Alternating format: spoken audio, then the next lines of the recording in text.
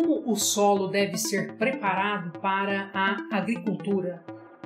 Este é o assunto do vídeo de hoje.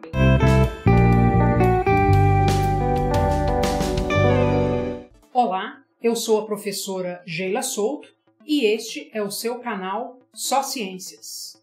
Já deixa aqui o seu like, se não for inscrito, inscreva-se no canal. Para preservar o solo e ter boas colheitas, tornam-se necessários alguns procedimentos. Esses procedimentos devem ser orientados por profissionais da área, os agrônomos. Neste vídeo, veremos alguns deles. Vamos começar pela aração. Mas o que é aração? Arar significa afofar a terra, remexer a terra. Algumas pessoas chamam de lavrar a terra. Na verdade, esse procedimento serve para tornar o solo fofo e permeável. Se esse terreno for grande, arar a terra pode ser feito através de um arado, puxado por um trator, por exemplo, Isso nas grandes áreas agrícolas. Mas vamos dizer que a gente queira fazer uma horta, arar um pequeno terreno. Toda horta começa com os canteiros. Então, quando alguém está lá fazendo um canteiro usando uma enxada ou um enxadão, na verdade a pessoa está lavrando a terra, está arando a terra. Porque se você observar, depois que a pessoa faz o canteiro, aquela terra ali é muito mais fofa, e porosa. É mais possível entrar ar e água naquela terra mais fofa. O uso do trator nas grandes áreas agrícolas pode acelerar o desgaste de alguns tipos de solo. Por isso, alguns agricultores optam pelo plantio direto, sem aração.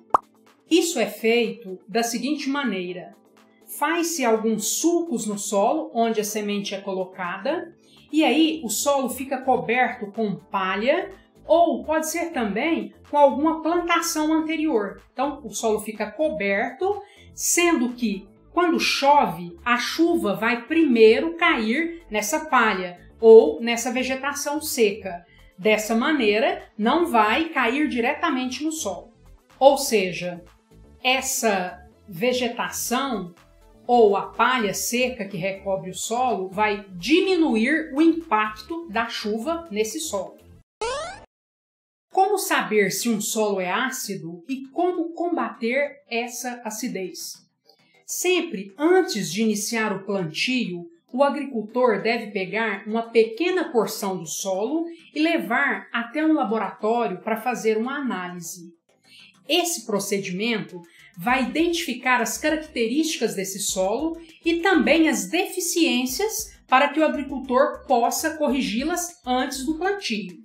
Se a análise mostrar que o solo é ácido, o agricultor pode utilizar nesse solo calcário moído. Essa técnica chama-se calagem e reduz a acidez do solo. Ah, professora, mas por que não se deve plantar num solo ácido? Acontece que a acidez impede o desenvolvimento de muitos micro-organismos que vivem no solo. Esses micro-organismos são importantes para a decomposição. Sendo assim, se um solo for muito ácido, esses micro-organismos não vão se desenvolver nesse solo, consequentemente, a matéria orgânica não será devidamente decomposta e faltará nesse solo sais minerais para as plantas. Se a análise do solo em laboratório indicar deficiência de sais minerais nesse solo, será necessário fazer a adubação. Existe a adubação inorgânica ou química, que é feita utilizando os fertilizantes químicos ou adubos químicos feitos industrialmente ou extraídos de minerais. Esses adubos químicos contêm os principais nutrientes necessários ao solo, que são o nitrogênio, o potássio e o fósforo, entre outros.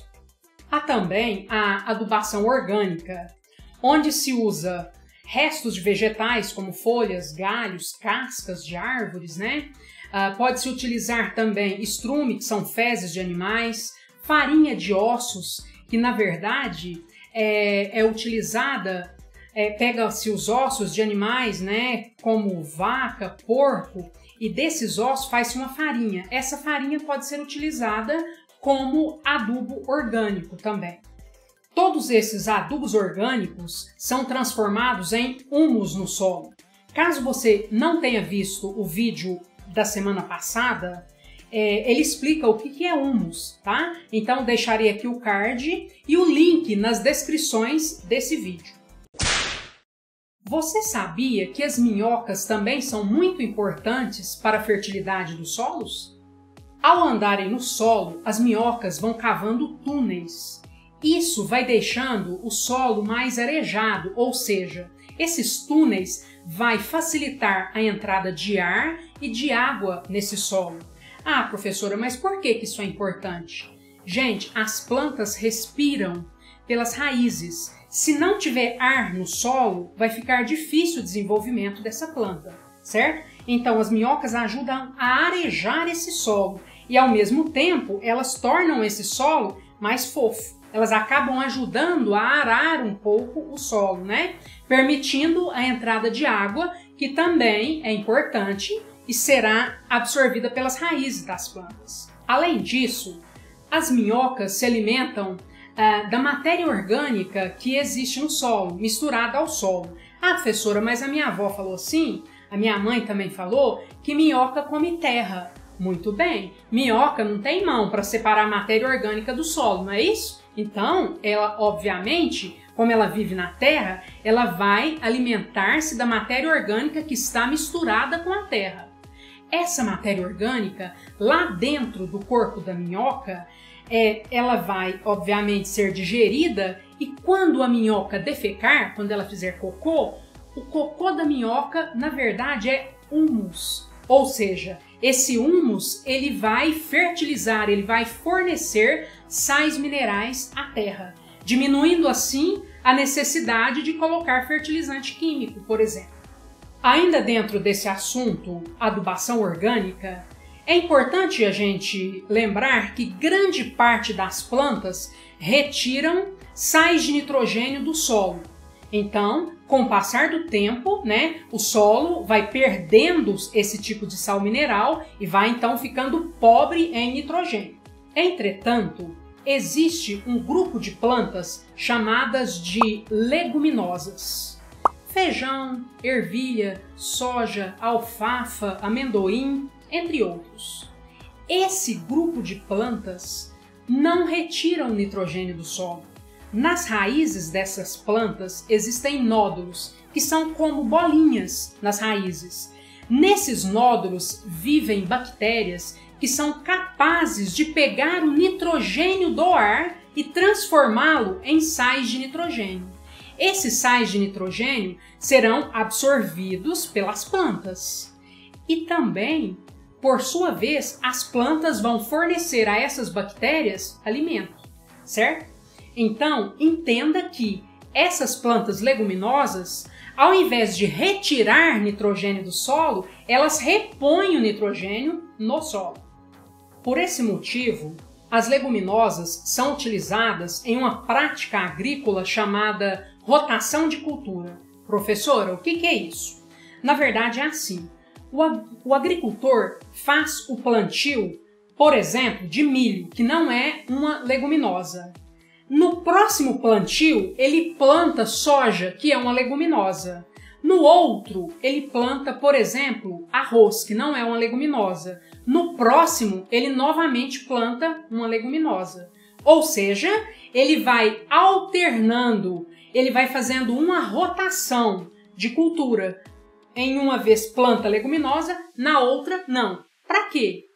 Para sempre estar repondo o nitrogênio desse solo. Além disso, depois da colheita, as folhas e os ramos das leguminosas podem ser enterrados para que elas sirvam de adubo para o solo. Essa prática é chamada de adubação verde, ou seja, está adubando o solo com a própria planta. Esta foi a aula de hoje. Se você assistiu o vídeo até agora, Por favor, deixe o seu like, inscreva-se no canal, deixe aqui também algum comentário, é muito importante. Muito obrigada, até o nosso próximo vídeo.